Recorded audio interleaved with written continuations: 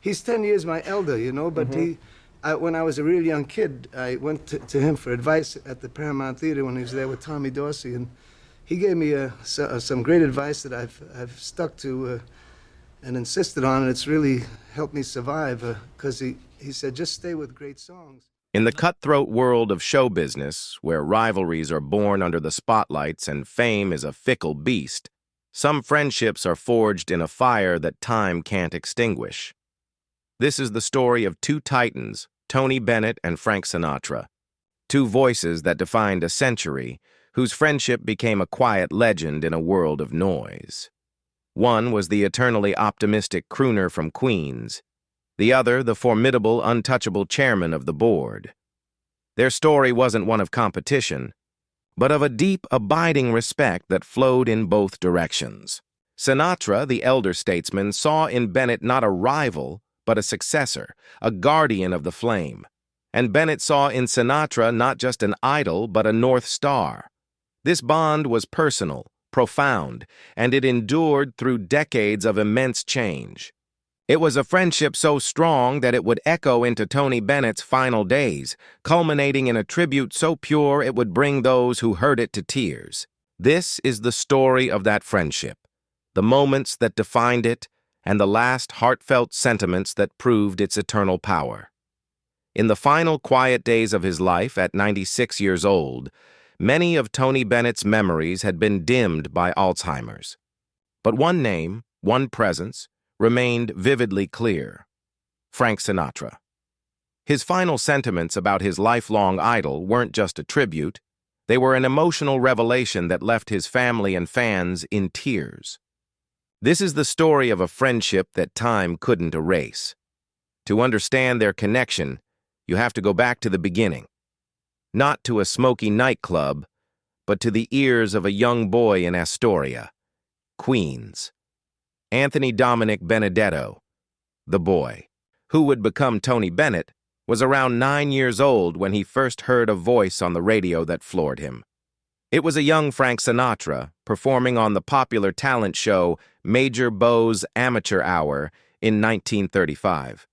Even as a kid, Bennett knew it was something special.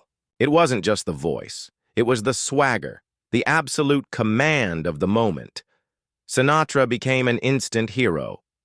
As Bennett's own career took off after World War II, Sinatra's shadow loomed large over every aspiring crooner. Record executives, like Mitch Miller at Columbia Records, explicitly warned the young Bennett not to sound like Sinatra, fearing the market was already cornered.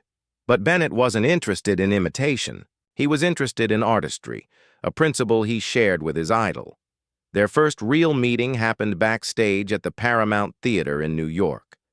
Bennett, already a star, was still riddled with stage fright and sought out the man he admired for advice. Sinatra's insight was simple but profound. He told him not to worry about being nervous. The audience sees that as genuine. "They come to see you," Sinatra explained. "It's when you don't care that they walk away from you." A mentorship was born. But the single moment that changed everything came in 1965. Frank Sinatra, at the peak of his power, gave an interview to Life magazine and was asked about the other singers of the day. His response would alter Tony Bennett's career forever. With the whole world reading, Sinatra declared, "For my money, Tony Bennett is the best singer in the business." He didn't stop there.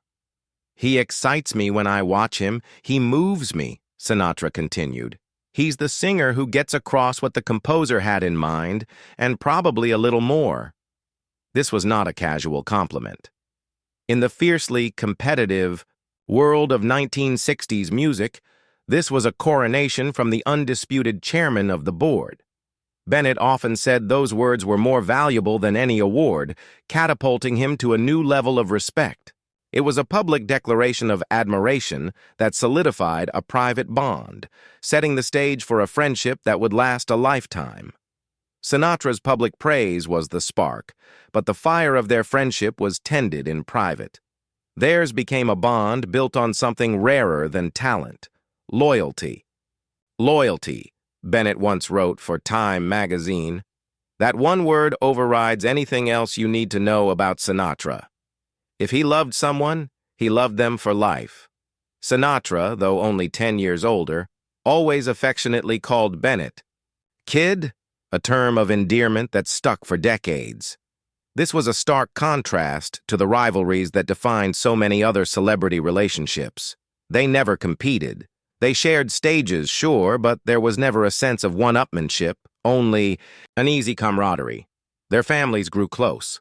Bennett's daughter, Antonia, recalled a time in Los Angeles in the late 70s and early 80s when it felt like a small town with so many great artists, including family friends like Sinatra and Rosemary Clooney living nearby, some even within walking distance. They weren't just icons. They were neighbors who broke bread together and shared stories about the burdens of fame. This loyalty was a two-way street. Bennett told a now-famous story about getting a frantic call from a distressed Judy Garland. Unsure what to do, Bennett's wife told him to call Frank, who was in Miami. Bennett called, explained the situation, and Sinatra simply said, "I'll call you back in a few." A short time later, Garland called Bennett back in disbelief. "I asked for help," she said, "but this is ridiculous. There's 5 lawyers in my suite and 900 policemen outside in the street."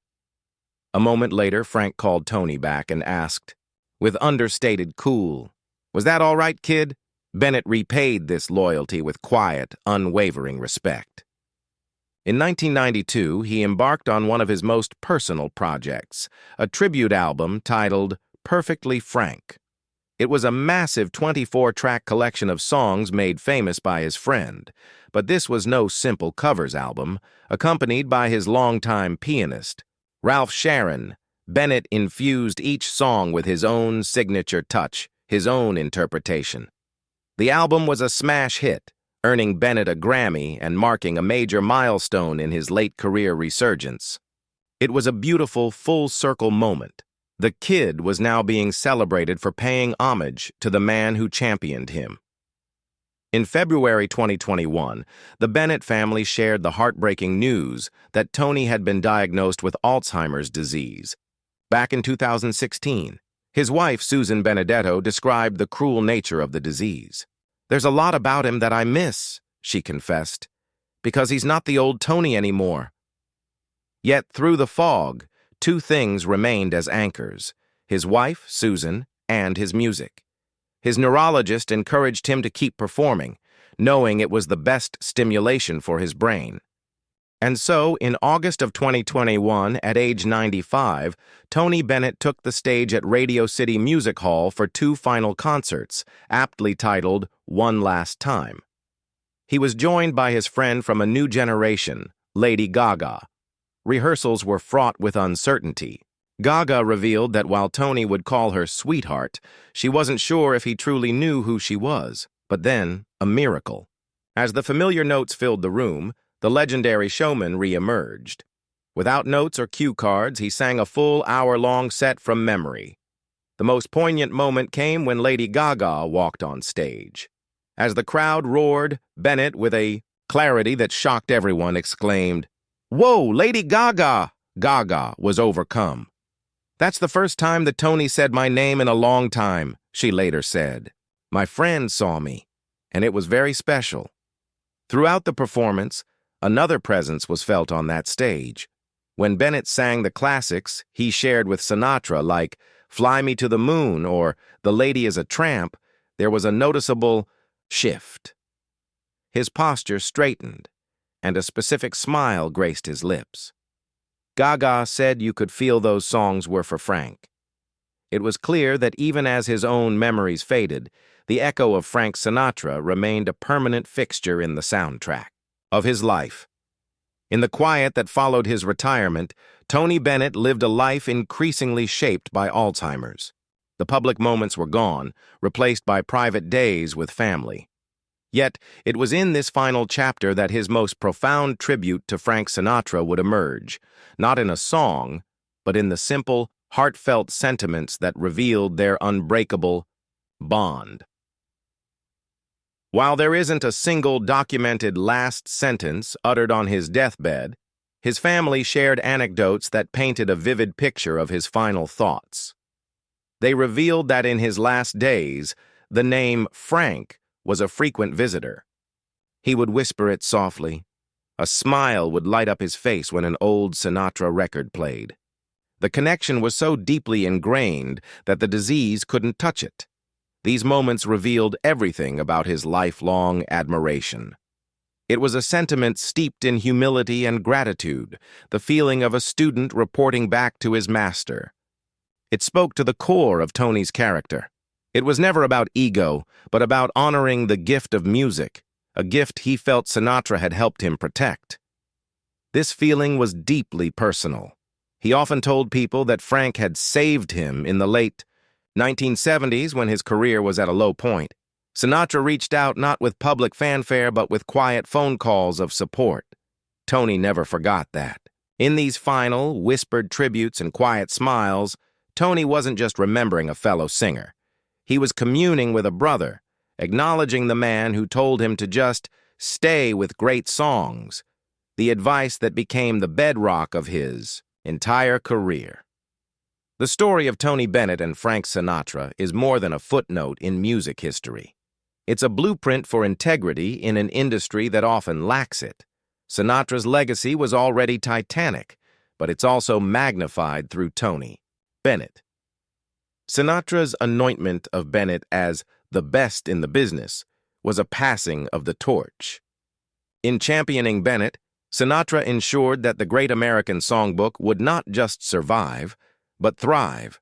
Bennett, in turn, became the most dedicated guardian of that legacy. He never chased trends. He wore the tuxedo with the same elegance and honored the composer with the same integrity that Sinatra did. He wasn't trying to be Frank. He was trying to uphold the standard Frank had set. And in doing so, he became a legend in his own right. He paid that mentorship forward, tirelessly. When he founded the Frank Sinatra School of the Arts in his native Queens in 2001, it was the ultimate tribute, a brick-and-mortar promise that the next generation would have a place to honor the arts. He made sure younger collaborators, like Lady Gaga and Michael Bublé, understood the shoulders they were standing on. Frank and Tony were the real deal. Theirs was a connection forged over late-night dinners, private phone calls, and shared moments of vulnerability. It was the kind of bond that saw Sinatra dedicating a performance to Bennett on television just because he knew Tony's dying mother was watching, a small gesture that stayed with Tony for the rest of his life. Now, both men are gone. But their story lives on in every note of their recordings, in the school built by Bennett's love, and in the artists they inspired. Their combined legacy is a powerful reminder that while voices may fade, the resonance of a true and loyal friendship is eternal.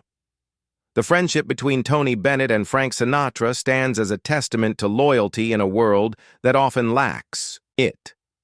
It's a story that reminds us of the power of mentorship and the enduring beauty of a song sung with heart. If you were moved by the story of these two legends, please consider subscribing for more stories about music's greatest figures.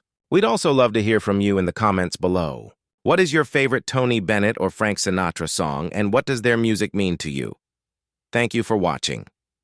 In the end, Tony Bennett's final tribute to his hero was the closing of a circle, a quiet acknowledgement that he had carried the flame with honor, ensuring that the music and the memory of their remarkable friendship would never truly end.